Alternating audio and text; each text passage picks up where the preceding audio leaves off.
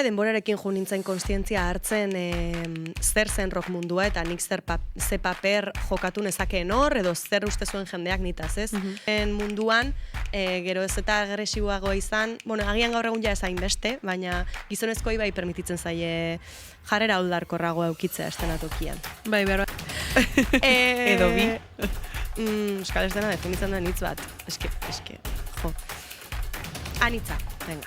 Modu honean, baina eske txertatu didazu zerbait nire buruan, orduan, konparatu nauzu bezakin norekin, osake nik jartzen de fokua horrengan, igual orain arte ez diot ez da atentziori jarri, baina orain derbente esatet, eta honek ze pausu egin du, orduan nik zein behar dut, bere berdina edo kontra.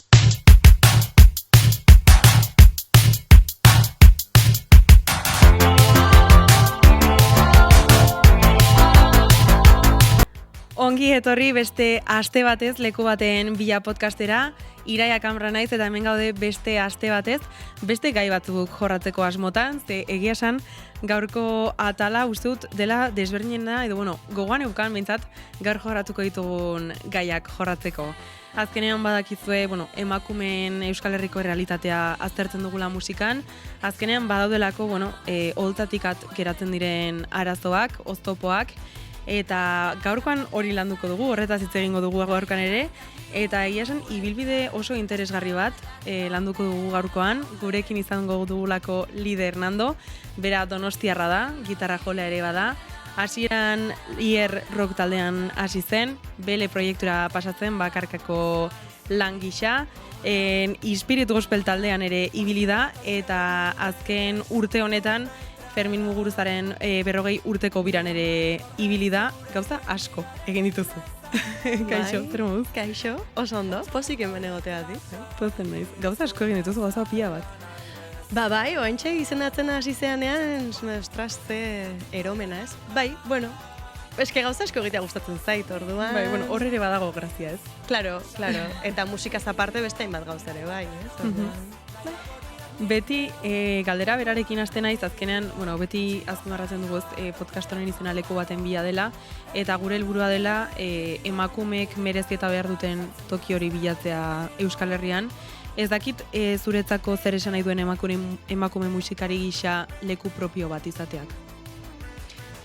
Nik uste nahiko argi dagoela, ez? Eukitzea espazio bat non zurea sentitzen dezun, etzeran intrusa bat sentitzen, etzeran impostore bat sentitzen, jendeak errespetatzen zaitun egiten dezula ere, eta ez ezun demostratu beharrean egon behar denbora guztian ez. Zure ibilbidea gogoratzare gustatuko litzaidake, bai entzulek jakiteko eta bai zuk ere zure buruzkor errepaso bat egiteko, hausnarketa egiteko. Lier taldean hasi zinen, rock talde batean, ez dakit nola gogoratzen dituzun Lierreko hasierak edo ibilbide guzti hori. Begira, hau izan zen 2015-2016, orainari gara asko gogoratzen ez, 2016, eta bar. Eta nik ez dut ezer posteatu, atzaizkialako moda horiek asko gustatzen egia esan, baina pentsatzeko eman dit, ez?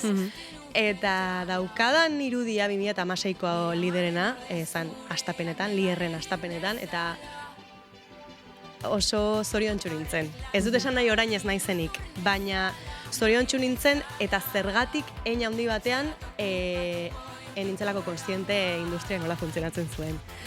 Eta naiftasun edo xalotasun horrek egiten zian mundua beste prisma batetik ikustea askoz ere politagoa zena, egia esan.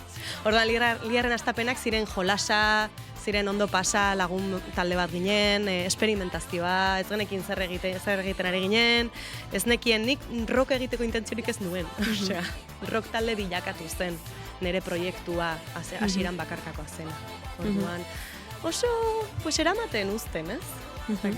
Bai, hor aipatu duzu roka oroar estereotipoei begira bada oso maskulinizatu dagoen inguru bat.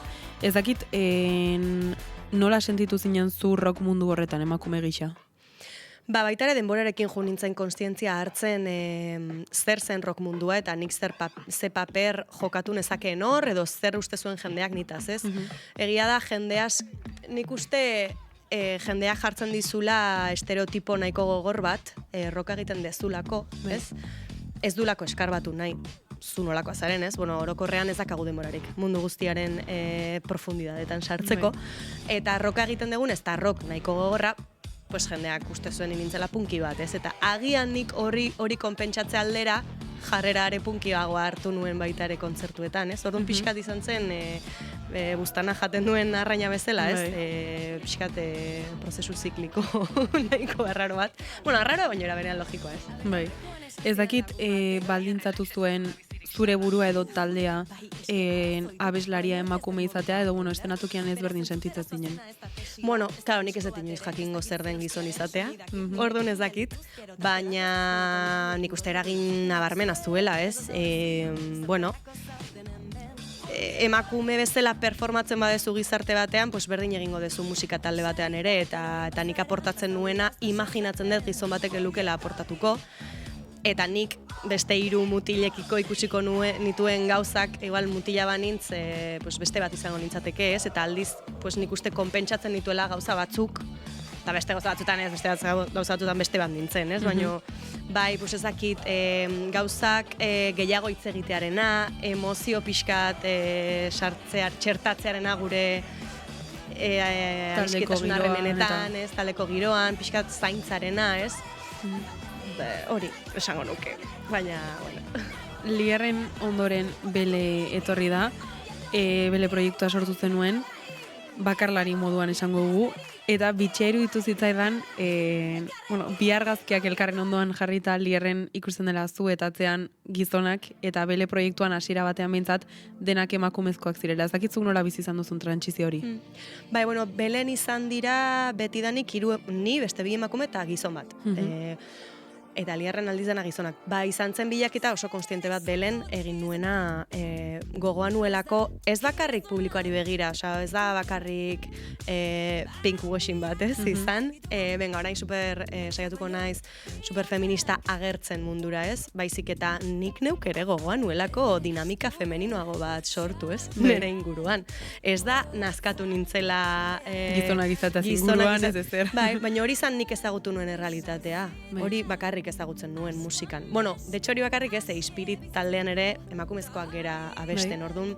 Nahi nuen pixkat hor sentitzen nuen giro hori erreplikatu nire proiektuan. Eta horren bila joan nintzen oso konstienteki. Eta adibidez, zerbait aldatu da zure sormen prozesuan edo lan egiteko moduan? Bueno, bai, ze Lierren gehiago konposatzen genuen taldean, Lierren abesti gehiago, bueno, hainbat abesti zeuden nik ez nituenak abiatzen. Hau da, etzela nire ideia batetik abiatzen, beste norbaitek ekartzen zuela lokalera, eta gero denon artean garatzen genuela, eta nik uste ensaio kreatibo gehiago zeudela Lierren. Belen gehiago da nik sortu, estudioan amaitu ekoizlearekin, eta gero ensaiora jun ja eskema solido batekin. Askotan, bakarlari izatea askatasunarekin lotzen dugu, gainera zu talde batetik zatozela funtzionamenduak suposatzen dut oso ezberdinak izango direla. Ez dakit bakardade horretan, bueno, askatasuna ematen du, baina batzutan bakardadea ere senti dezakezu azkenean bakarrik zaudelako proiektuaren aurrean. Ez dakit Belek zer eman dizun eta zer kendu dizun?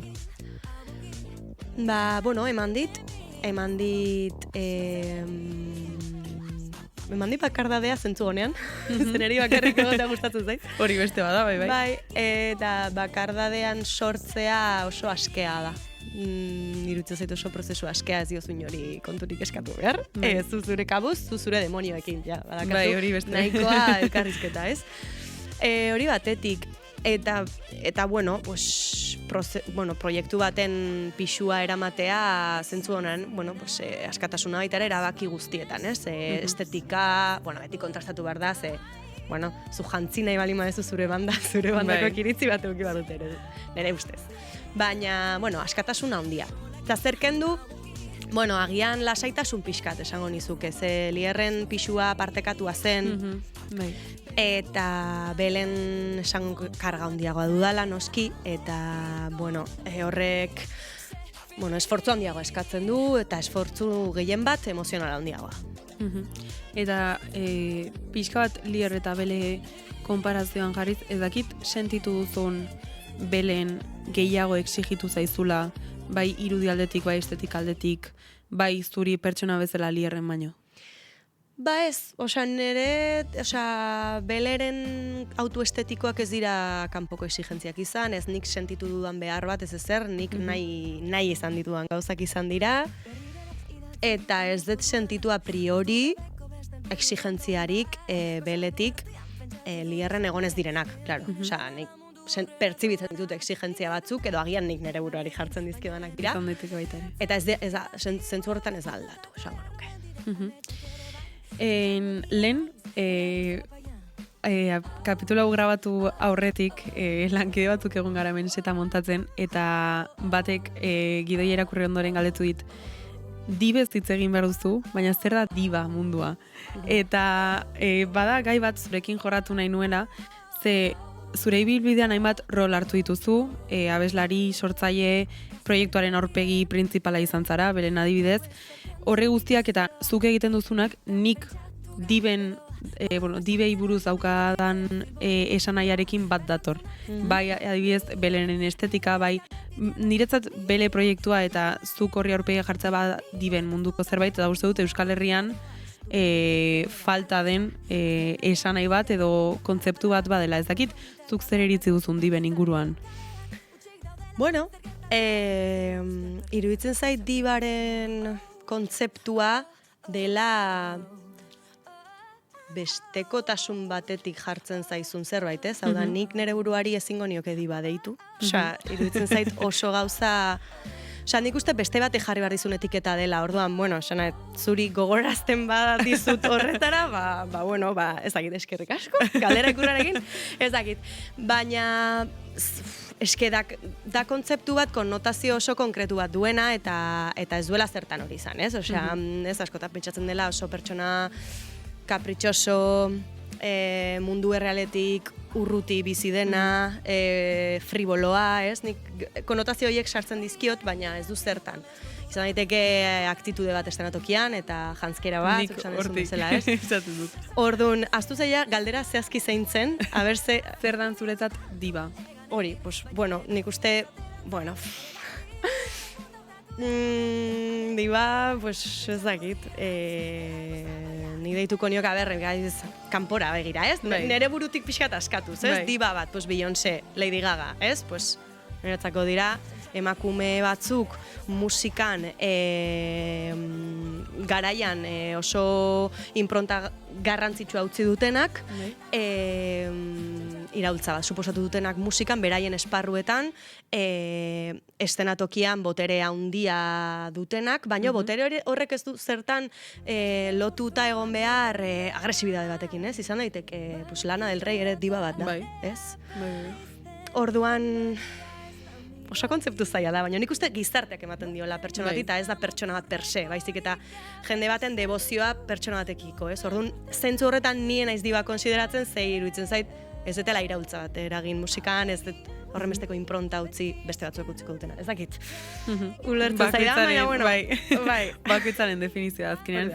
Adibidez, Euskal Herrian ikusten duzu badagoela diben mundu hori zuk eman duzun definizioan, edo ez balin badago uste duzu beharrezkoa dela?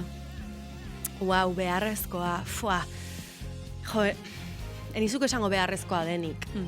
Nik uste musikariok ja nahikoa divinizatzen zaigula, eta askotan oso arrotza egiten zaigu hori, ez? Orduan, are gehiago divinizatzea norbait edo pedestal batean jartzea, nik uste ez dela sanoa, baina, diba kontzeptu bezala ulertuta musika estilo konkretu bat edo oso, brillia, dantza, ez dakize, rabidez, izaro gerturatu da desente horretara azken biran, ez? Baina da oso deskripzio zehatza diba batena, esana diba bat. Hori, esan bezala nire ustez gizarteak ematen dio diba bati esan naia, igual, ez dakit. Izaro esan dut, baina jo kese. Bai. Eta askotan nik uste bai gertatzen dela, nik behintzat diba, musikari, esaten dugunean musikari bat diba dela, emakumeen kasuan, bai lotzen dut ahalduntzearekin, estenatokian duen presentziarekin, Ez dakit, zuk zure ikuspuntutik nola ikusten duzun, eta sentitu duzun inoiz, baina uste duzu Euskal Herrian emakume musikariei baimentzen zaiela alduntze hori?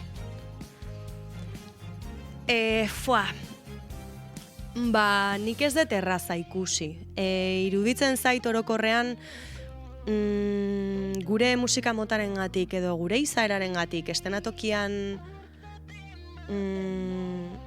aktitude ezakit nola esan, baina super seguru eta super provokatzailea, zai gustatzen hitz hori, porque ne ustez ez duzu zer provokatzen. Bai. Ez bada momentu on bat pasatzea, ez? Baina, bueno, uste du lertze zaidala, bai, ez? Aktitude hori daukaten artistei, ez zaila inbesteko fokoa jartzen, eta aldiz, nik uste fokoa handiagoa daukatela, emozionalki edo beste aspektu batzuetan performatzen duten emakumeak. Osea, barrurakoagoak direnak edo musika emozionala, ez dakit nola esan bestela, ez bada emozionalitzarekin, ez? Emakume edo proposamen horiek hobeto funtzionatzen dute. Emakumezkoen gandik badatoz. Vale. Eta aldiz, gizonezkoen munduan, gero ez eta agresiboagoa izan, agian gaur egun ja ez hainbeste, baina gizonezkoi bai permititzen zaie jarrera oldarkorragoa eukitzea estenatokian. Bai, behar bada izan daiteke holtzan ikusten bada emakume bat karrera indartsuago batekin eta bere buruaz segurtasun hori ematen duela, jendeak esaten duela, Bai, eta gainera hemengoa izan da ez, kanpotik adibidez The Baboon Show, tortzen zaigu Euskal Herrira eta denok gaude erotz zoratzen emakume horrekin, lehenbiziko abestian ja botatzen da publikora, berreatzen du, esan nahi dut. Daka kriston jarrera oldarkorra, baina zentzu honean, osea, da super makarra eta super aurrera ez botatako, ez? Eta, esango nuke Euskal Herrikoa balitz horrelako emakume bat, ez litzatekela egongo lehen lerroan. Sentsazioa dut. Ez dakit, egon den, inoiz, horrelakorik. Eta, esango nuke, ez. Eta aldiz, daude, emakume pilo bat gaur egun lehen lerroan, baina, gehienak dira, ez, aspektu emozionalago batetik, barrurakoago batetik. Behar bada emakume batetik espero dena, ez? Hori da, esango nuke. Eta zu adibidez, bele proiektuan epaitua sentitu zara jarrera hori lehen aipatzen zenuen brilli horiek eukitzagatik epaitua sentitu zara? Agian baten galdetu ditu, zenbat, ze jantzi eta zergatik horren jantzi hola, edo nahi izan duzu horrela jantzi, edo behartuta sentitzea horrela jantzeko, eta ez esken nik nahi dut horrela jantzi. Osea, ez nahi sentitzen gizarteak zapaldua eta behartua kriston makillaje pila erabiltzeko, ez da, pixkat nere drag queen moduko pertsona bat, ez? Eta zure gustoak. Hori da, txapel reunek esaten du, osea, como nere alter ego bat, jantzten da horrela, gero ni naiz ni bitu, grixez eta jertxe batekin, osea, baina me encanta, nik Beleren proiektua sortu nuenean, ez nun Beleren musika bakarrik sortu nuen Beleren unibertsoare, bai, eta niretzako Beleren unibertsoa da disko, diba bat bezalakoa, ez, baina, bai, horrelako pertsona bat, claro, eske diba da esan dut, orain nik, baina, da gehiago, disko musika 70, 80 garaiko artista bat, bezala, ez? Ez dakit, retro, ez dakit horrelako. Bai, ezkenean sortu duzu zure unibertso propioa, eta horri eman diozu irudia, ez? Eta musikaren munduan irudia askotan aipatu izan dugu podcastean, azkenean irudiaren diskurtsoa gaur egun asko aztertzen delako, geroz eta garrantzia gehiago ematen zaiolako, bereziki emakumeen kasuan. Egia da aipatu izan dugula gauzak aldatzen ari direla, gizonak ere estetikari geroz eta garrantzia gehiago ematen ari direla, eta hori ere kontuan hartzen ari dela. Ez dakit zuk zure kasuan oholtza gainean inoiz sentitu izan duzun, ez dakit epaitua izan zarela edo zerbait esan dizutela bai gorputzarengatik, bai jantzkeraregatik, bai ematen duzun irudiarengatik. Behin oroitzapen bakarra daukat, eta izan zen kontrakoa, niliarren hasieran ez nintzen bueno, pentsatzen nuen ez nuela ezberdin jantzi nahi kontzertu bat jotzeagatik, eta baino gero kontatu nintzen zala lotxa ematen zidala ezberdin jantzteak eta makillatzeak eta hala, eta orduan zan ni iristen nintzen arroparekin, igotzen nintzen estenatokira. Ez nuela, bueno, pues beste guzti hori iruditzen zitzaidalako friboloa, edo oso flipatua, ez? Eta ez nuen kaxa horretan sartu nahi. Eta pertsona batek, de repente, kontzertua amaitutakoan esan zian, Lide, makillatu beharko zinateke. Eta ni, ze? Barkatu. Guau, kaixo? Eta bai, hasi zean kontatzen, kesi argiak jotzen dizunean goitik, kesi ematen dizu aspektu oraindik zurbilagoa, eta zakize, eta ni, a ber, tio, que me estás contando? Eta momentuan oso gaizki hartu nuen. Gero denborarekin, ez nintzen hasi precisamente makillatzen tipo horren komentarioagatik, ze spoiler tipoa zen, wow. Galdetu behar nizun. Gizontxo bat zen, bai. Ez nintzen horregatik kasi, baizik eta ni, pixkanaka jo nintzen, pues bueno, onartzen niri makillajea gustatzen zaidala, eta punto, tio, gustatzen zait alter ego bat sortzeko unean, ez? Bai, azkenean, uste dut, eta Belen oso ondo egin duzula proiektu batean, irudia eraikitzea ere beharrezkoa dela, eta askotan gustotik egiten dugu, gustatzen zaigulako. Ez dakit, zure kasuan mugargi bat ikusten duzun, zuk erakutsi nahi duzunaren eta kanpotik eskatzen zaizunaren horretan. Batzutan behar bada zaila da bereiztea? Ez dakiz zer esan. Eske ez dakiz zer espero den nitaz. Nahiko nizuke erantzun. Ni saiatzen naiz transmititzen zerbait nere holtzaren azpiko itxuratik ezberdina dena, baino era berean oso egia eta oso ni dena, ez? Orduan, baino era berean joko bat da, era berean performance bat da. Baino da oso performance nia. Orduan iruditzen zait, eske horrez dela jokoan sartzen jendeak zer espero behar duen nitaz edo zerrez, osea, ez baizu gustatzen ez etorri. Gustatzen bazaizu eta ez badezu ulertzen, pues guai baita ere, eta gustatzen bazaizu eta ulertzen badezu, ja, pues oso ondo besarka bat emango izutez, baina, bai, ez naiz ari antzerki bat egiten, da benetan ni, baina da beste ni bat, osea, baina jarraitzen da nire extensio bat. Uste duzu, adiez publikoak, bere proiektua uler dezakela performance baten moduan? Hau da, zaila egiten zaila batzutan pertsona eta pertsonaia bereiztea?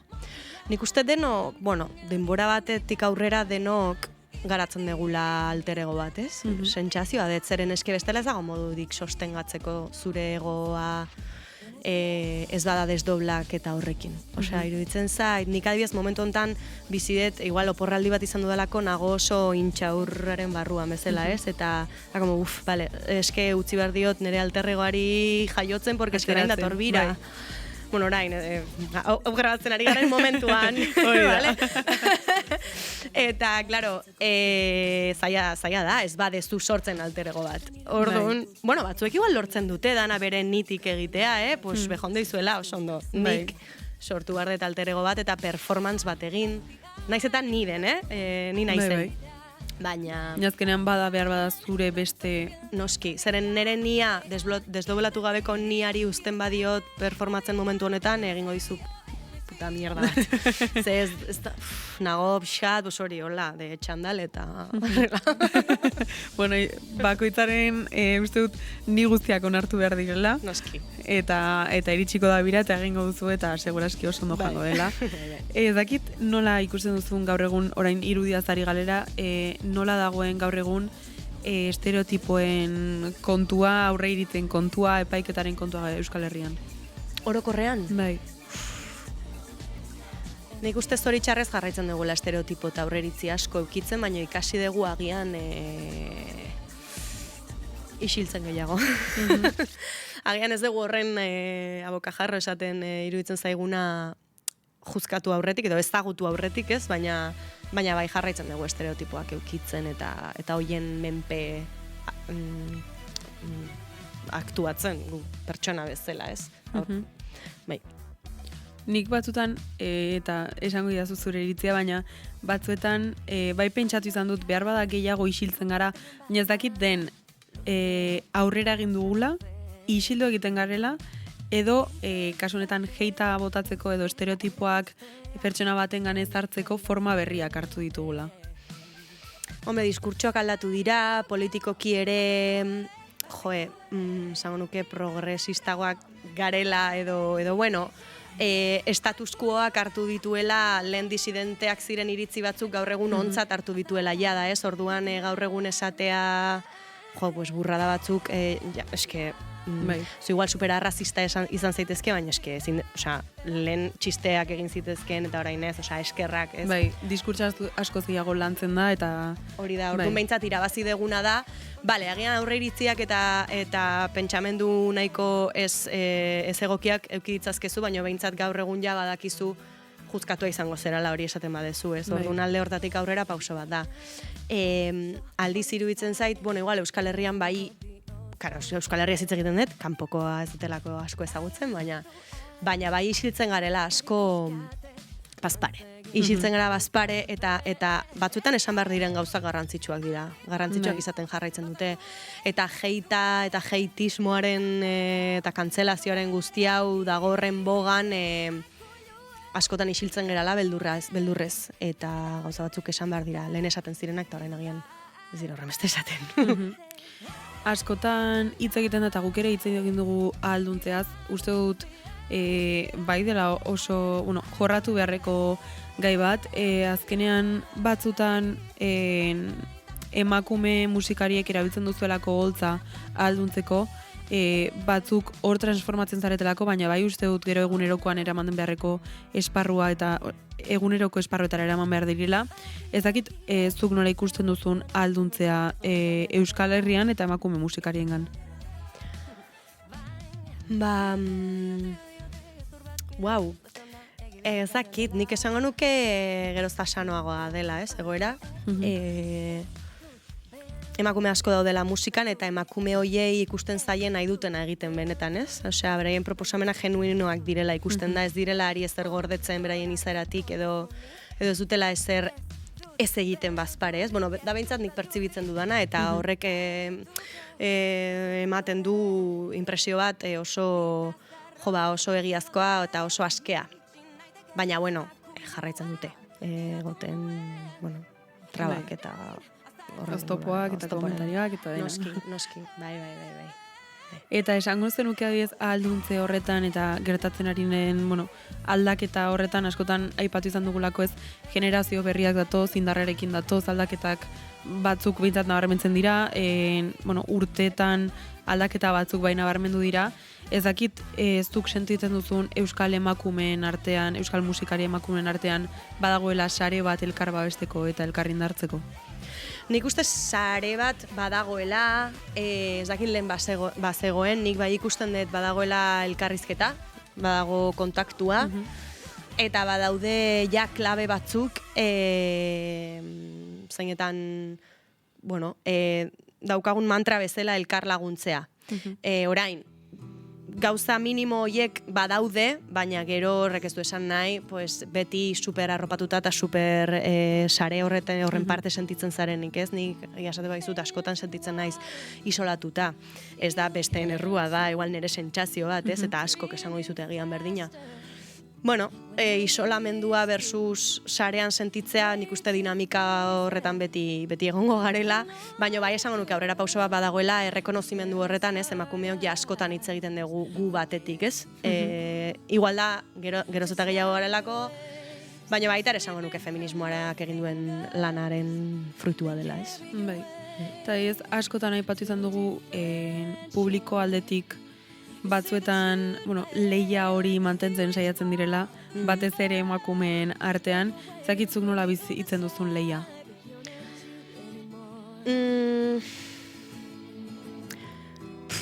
Pues, es que temazo bada. Temazo bada, eta ni momentu ondan nahiko bakean nago horrekin, baino pasa ditut nire momentuak. Inbidia eta jeloskorkeri momentuak, eta nik esango nuke denbora baten ostea konturatu nahi zela gehien bat sare sozialak direla. Osea, asko egiten dute. Ez dela realitatea eta ezin dezula realitate horretan edo leio horretan ikusten dugun horretan bolkatu zure pertzepzio guztia zeren distorsionatuta dago eta bueno, lehiarena oso ondo datorkie batzuei, ez, guri mantentzea lehian, eta konparaketak hasieratik bizi izan ditut.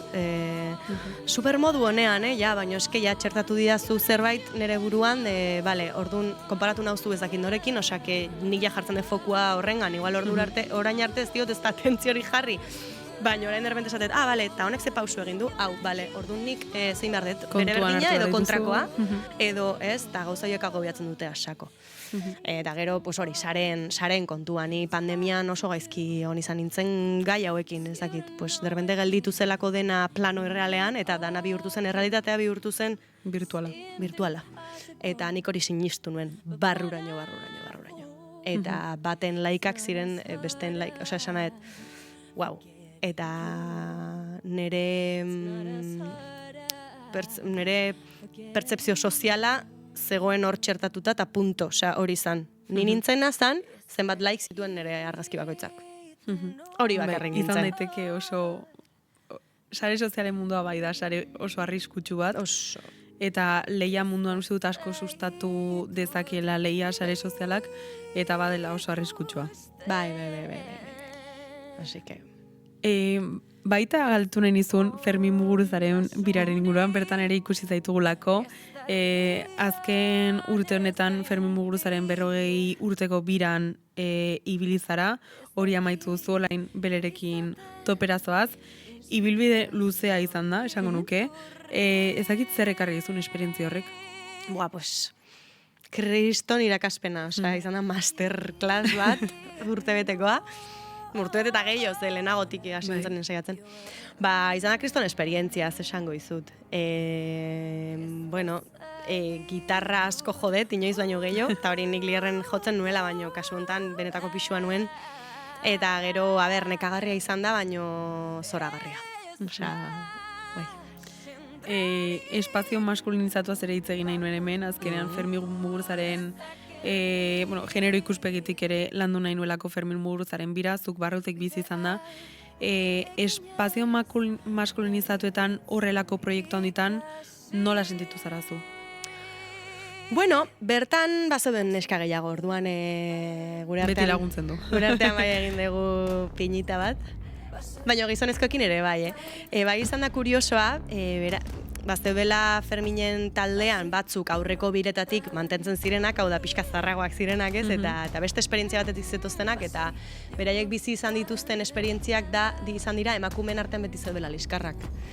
Eta beti harritzen ziren, baina ze ondora batez eraten dago, zergatik eramango gara gaizki eski, zergatik, ez? Baina kuriositatez, hori gertatu izan da lehenago. Eta, zorionez, zeuden gizon asko ez zutenak enfatizatzen gizonak zirela eta gu emakume. Ez dakit, egon da nahiko giro neutral polit bat. Eta emakumen artean ondo eraman gera, ez dakit. Pozgarria. Bai, eta publiko aldetik nola ze pertzepzio izan duzu zu Ferminen biran sartu zarenean? Ez dakit, jende asko keninduela ezagutzen, hori izan da, ez? Askorentza da, hau nondik atera da, eta, Xamaika urte dara batzen, musikan baina, Ibilbide luzea daukata horretik. Hombre, Ferminen birak eragin duena da, jende asko jundela kontzertuak ikustera, aspaldian kontzertuak ikusi gabea zegoena, edo agian gaur egungo zirkuituaz ez dagoena oso enteratuta, baina... 50 urteko pertsona bat, gaur egun dauden gazten panoraman ez da asko guzti. Baina Ferminek bira bat antolatzen du eta noski jungo dela, ez? Porque Negu Gorriaken superfana zen eta jungo da, ez? Orduan hor ikusi gaitu hainbat emakume eta batzuk ez gintu ezten inon kokatzen, ez? Zeintzuk dira hauek, era. Nondik atera. Hori bai izan da kuriosoa, ez? Baina eske ohituta nago baita ere jendeak ni ez ezagutzen, ez da izan ere txarra, ni oso ondo, izan da, jende pilo batek ezagutu nau, alde horretatik superguai egon da, jende hori gero belen, ez denak, baina batzuk bai belen gelditu direla, orduan traspaso bat egon da, hori super eskertzekoa ni Fermini, eta gaina Fermin ere ari zait orain ere laguntzen beleren, bele zabaltzen, ez, nire diskoa bidaltzen hortik, Gauza politak orduan.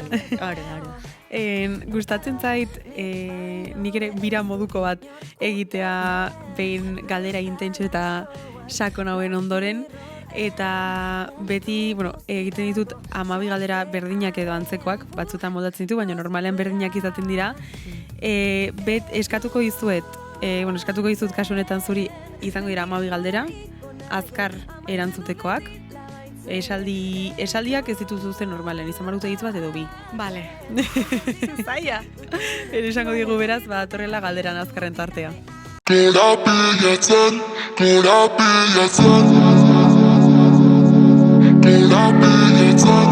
Vale, esango diazu, hitz bat bi, baimena ematen dut, bestela gero batzuetan bronka botatzen diazue, azalpena emateko, uste baduzu azalpena behar duela zuen erantzunak. Eta niri interesgarria iruditu bazaite esan badut, hau zerbaiten gati da, ere eskatuko dizut. Ja, garatu. Bai, hori da, garatzeko eskatuko dizut. Prestaude? Beharko. Vale, zer da musikaren bidez transmititu nahi duzuna? Nire egia. Vale. Euskal musika estena gaur egun? Polarizatua. Emakume izatea musikan, hitz batean zuretzat? Ostras, hau bai ezakitela. Esaldi bat nahi dut dizut. Geroz eta hobeto. Vale. Oholtza ala estudioa? Estudioa, momentu honetan. Momentu honetan. Bai, Vale. momentu honetan. Aldatzen doa. Vale. Bueno, eta aldatu beharko da. Bai. Inspirazio iturri nagusia? Prince. Sortzeko momenturik onena? Edozein. Vale. Zure ahotsak zer adierazten du, oraintxe bertan?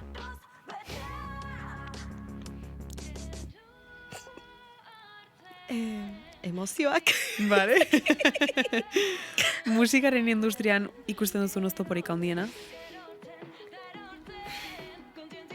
Ogibide bat izatea. Vale. Aldatu nahiko zenukeen gauza bat, musika munduan? Polarizazioa. Vale. Euskal estena definitzen duen hitz bat? Edo bi? Euskal estena definitzen duen hitz bat. Eske, jo. Anitza, venga. Vale. Zure publikoa hitz batean? Jatorrak. Vale. Eta 2026an zer dator belerentzat? Edo liderentzat?